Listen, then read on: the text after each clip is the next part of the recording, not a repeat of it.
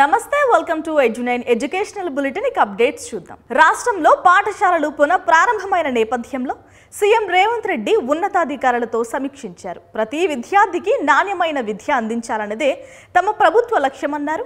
గ్రామీణ పట్టణ ప్రాంతాల్లో ఈ ఏడాది కొత్తగా 571 పాఠశాలలు ప్రారంభించబోతున్నట్టు ప్రకటించారు. ప్రభుత్వ పాఠశాలల్లో విద్యా ప్రమాణాలు పెంచాలన్నదే తమ ప్రభుత్వ లక్ష్యమన్న ముఖ్యమంత్రి రేవంత్ రెడ్డి స్పష్టం చేశారు. ప్రతి విద్యార్థికి నాణ్యమైన విద్య అందించడానికి అవసరమైన మౌలిక వసతులు, ఉపాధ్యాయులకు శిక్షణ, ఇతర సదుపాయాల కల్పనకు ఎంత వ్యయమైనా వెనుకాడేదే లేదన్నారు. పాఠశాలలు పునః ప్రారంభమైన నేపథ్యంలో తెలంగాణ కమాండ్ కంట్రోల్ సెంటర్లో విద్యాశాఖ ఉన్నతాధికారులతో ముఖ్యమంత్రి సమీక్ష నిర్వహించారు. విద్యా ప్రమాణాలు పెంపు లక్ష్యంతో రాష్ట్రంలో 20 కన్నా ఎక్కువ పిల్లలున్న గ్రామీణ పట్టణ ప్రాంతాల్లో ఈ ఏడాది కొత్తగా 571 పాఠశాలలు ప్రారంభిస్తున్నట్టు వెల్లడించారు.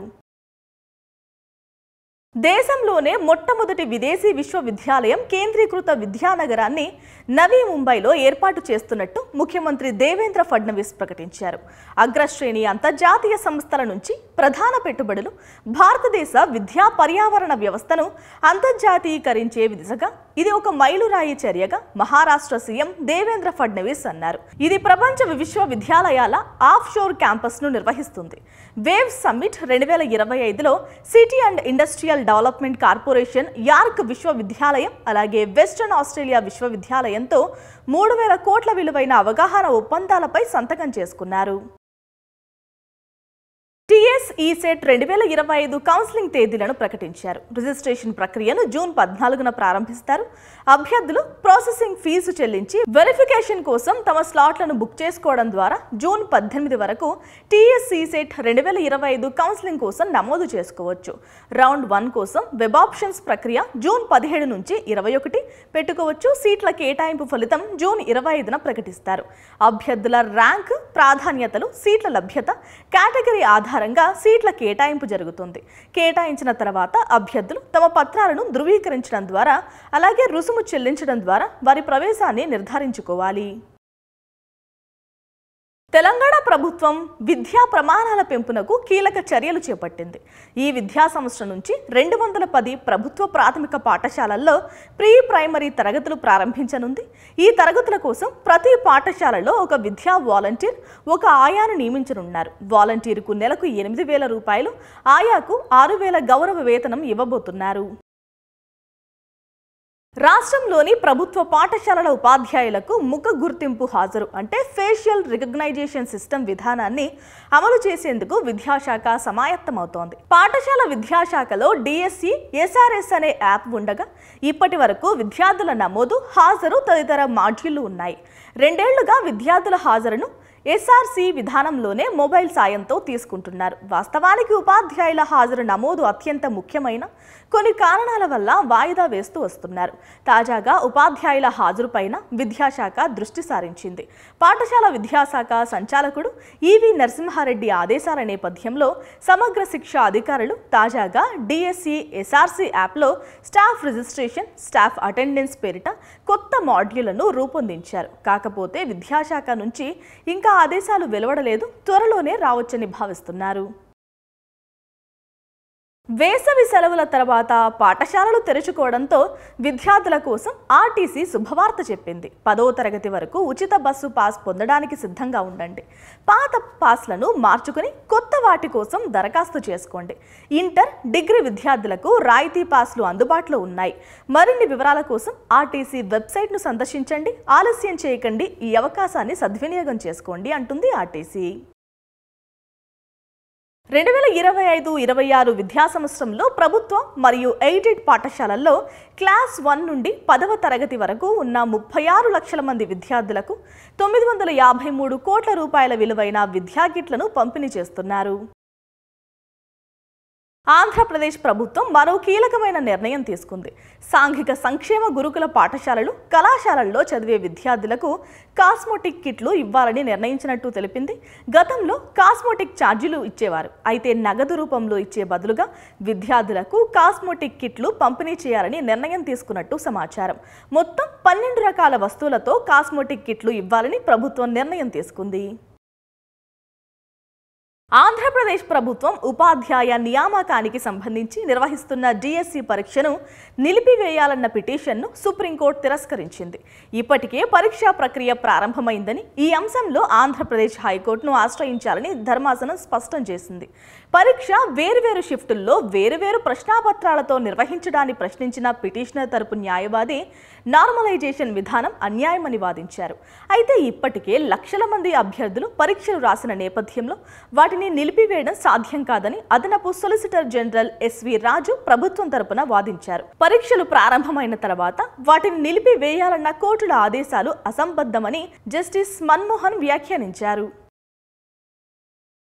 ఆంధ్రప్రదేశ్ ప్రభుత్వం ప్రతిష్టాత్మకంగా ప్రవేశపెట్టిన తల్లికి వందనం పథకం నిధులను బ్యాంకులు రుణాలుగా జమ చేసుకోవడం వివాదాస్పదమైంది. పిల్లల చదువుల కోసం ప్రభుత్వం జమ చేసిన 13,000ను బ్యాంకులు రుణ బకాయిల కింద జమ చేసుకోవడంతో తల్లులు ఆందోళన చెందుతున్నారు. ఈ సమస్యను పరిష్కరించాలని, బ్యాంకులకు తగిన ఆదేశాలు జారీ చేయాలని తల్లులు ప్రభుత్వాన్ని కోరుతున్నారు. విద్యాశాఖ అధికారులు బ్యాంకు అధికారులతో మాట్లాడి సమస్యను పరిష్కరించాలని ప్రయత్నిస్తున్నారు. డిగ్రీ ఆన్లైన్ సర్వీసెస్ తెలంగాణ దోస్త్ రెండో విడత సీట్లను శుక్రవారం కేటాయించారు. కొత్తగా 37,491 మంది సీట్లు పొందారు. తొలి విడతలో సీట్లు పొంది మెరుగైన కళాశాలల కోసం వెబ్ ఆప్షన్లు పెట్టుకున్న మరో 6,077 మందికి కూడా సీట్లు దక్కాయని దోస్త్ కన్వీనర్ బాలకృష్ణారెడ్డి తెలిపారు. సీట్లు పొందిన వారు ఈ నెల 18 నాటికి ఆన్లైన్ సెల్ఫ్ రిపోర్టింగ్ చేసి సీట్లను రిజర్వ్ చేసుకోవాలని, లేకుంటే సీటు కోల్పోతారని సూచించారు. తొలి విడతలో సీటు పొంది రిపోర్టింగ్ చేసి రెండో విడతలో సవరించిన వెబ్ ఆప్షన్లతో సీటు పొందితే మళ్లీ రిపోర్టింగ్ చేయాలన్నారు. ఇక మూడో విడతకు రిజిస్ట్రేషన్, వెబ్ ఆప్షన్ల ప్రక్రియ శుక్రవారం నుంచి ప్రారంభమైంది. ఈ నెల 19వ తేదీ వరకు దరఖాస్తు చేసుకోవచ్చు. వారికి ఈ నెల 23న సీట్లు కేటాయిస్తారు. ఇంటర్ అడ్వాన్స్డ్ సప్లిమెంటరీ పరీక్షల ఫలితాలు విడుదలైతే అందులో పాస్ అయిన వారు అధిక శాతం మూడో విడతకు పోటీ పడతారు.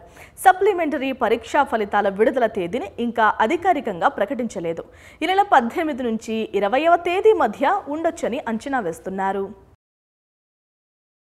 రాష్ట్ర ప్రభుత్వ ఉద్యోగులకు కరువు భత్యం అంటే డిఏ పెంచుతూ ఆర్థిక శాఖ శుక్రవారం ఉత్తర్వులు జారీ చేసింది.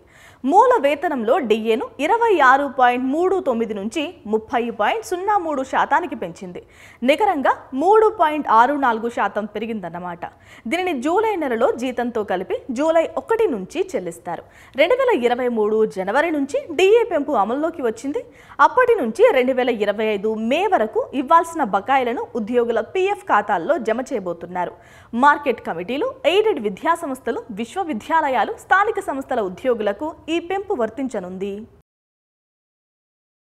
క్వాలిటీ ఫుడ్, యూనిఫామ్స్, పాఠ్య పుస్తకాలు అందిస్తూ ఉండడంతో పెద్ద సంఖ్యలో విద్యార్థులు గురుకులాల వైపు మొగ్గు చూపిస్తున్నారు. అలాంటి చోట్ల మౌలిక వసతులను సంపూర్ణంగా వినియోగించుకునేందుకు చుట్టుపక్కల ప్రాంతాల నుంచి వచ్చి చదువుకుని ఇళ్లకు వెళ్లేలా డే స్కాలర్స్కు అవకాశం ఇవ్వడంపై అధ్యయనం చేయండి అంటూ సీఎం రేవంత్ రెడ్డి అధికారులను ఆదేశించారు.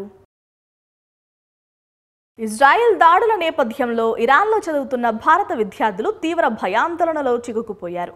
తమను స్వదేశానికి తరలించేందుకు చర్యలు చేపట్టాలని భారత ప్రభుత్వానికి విజ్ఞప్తి చేశారు. ప్రస్తుతానికి పరిస్థితి అదుపులోనే ఉంది, మేం సురక్షితంగానే ఉన్నాం, అయితే భయం గుప్పిట్లో ఉన్నాం. ఇజ్రాయెల్ దాడి తీవ్రతకు మేమున్న ప్రాంతంలోనూ నేల కంపించింది అని కశ్మీర్కు చెందిన తబియా జహ్రా పేర్కొంది. ఆమె టెహ్రాన్ యూనివర్సిటీ ఆఫ్ మెడికల్ సైన్సెస్లో MBBS 2వ సంవత్సరం చదువుతోంది. వర్సిటీ అధికారులు తమ వద్దకు వచ్చి ఆందోళన చెందవద్దని ధైర్యం చెప్పినట్టు తబియా వెల్లడించారు. ప్రభుత్వ ఉద్యోగాల నియామక ప్రక్రియలో వివాదాలు తలెత్తకుండా పారదర్శకత పెంచేలా రాష్ట్రాల పబ్లిక్ సర్వీసెస్ కమిషన్లు పనిచేయాలని తెలంగాణ గవర్నర్ జిష్ణుదేవ్ వర్మ సూచించారు. PSCలు రాజ్యాంగ విలువల్ని కాపాడుతూ స్వతంత్రులుగా సమగ్రతతో నియామకాలు చేపట్టాలని పేర్కొన్నారు. గతంలో TGPSC తీవ్ర సంక్షోభాన్ని ఎదుర్కొందని, ప్రస్తుత సమస్యలను అధిగమించి నిరుద్యోగ అభ్యర్థుల్లో నమ్మకాన్ని పెంచిందన్నారు. PSCలకు ఎదురవుతున్న న్యాయ వివాదాలు పరిష్కారంపై శుక్రవారం నల్సార్ యూనివర్సిటీ TGPSC సంయుక్తంగా నిర్వహించిన జాతీయ సదస్సు ముగింపు కార్యక్రమంలో గవర్నర్ పాల్గొని ప్రసంగించారు.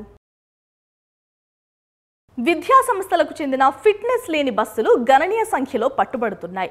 గురు శుక్రవారాల్లో కలిపి అధికారులు 198 కేసులు నమోదు చేశారు. 153 బస్సులను సీజ్ చేశారు. పాఠశాలలు ప్రారంభం కావడంతో అధికారులు రాష్ట్ర వ్యాప్తంగా తనిఖీలు చేపట్టారు. రంగారెడ్డి జిల్లాలో అత్యధికంగా 34, హైదరాబాద్లో 33 బస్సుల్ని స్వాధీనం చేసుకున్నారు.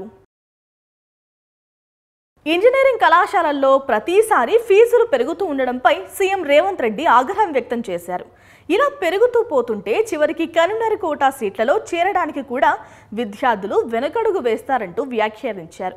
విద్యాశాఖ అధికారులతో శుక్రవారం వివిధ అంశాలపై సీఎం సమీక్షించారు. 2025-26, 2026-27, 2027-28 విద్యా సంవత్సరం కోసం ఇంజనీరింగ్ కళాశాలలకు కొత్త ఫీజుల ఖరారుపై రూపొందించిన నివేదికను అధికారులు సీఎంకు అందజేశారు. దాన్ని పరిశీలించిన తర్వాత ఫీజుల పెంపుకు ప్రాతిపదిక ఏంటి, ప్రతిసారి ఎందుకు పెంచుకుంటున్నారు, వారిచ్చే విద్యా నాణ్యత ఎంత, నిబంధనలు పాటిస్తున్నారా లేదా, ఆలస్యమైనా పర్వాలేదు, మరింత లోతుగా శాస్త్రీయంగా అధ్యయనం చేయండి అంటూ అధికారులను సీఎం ఆదేశించినట్టు సమాచారం. ఇవి బులెటిన్ అప్డేట్స్. నమస్తే.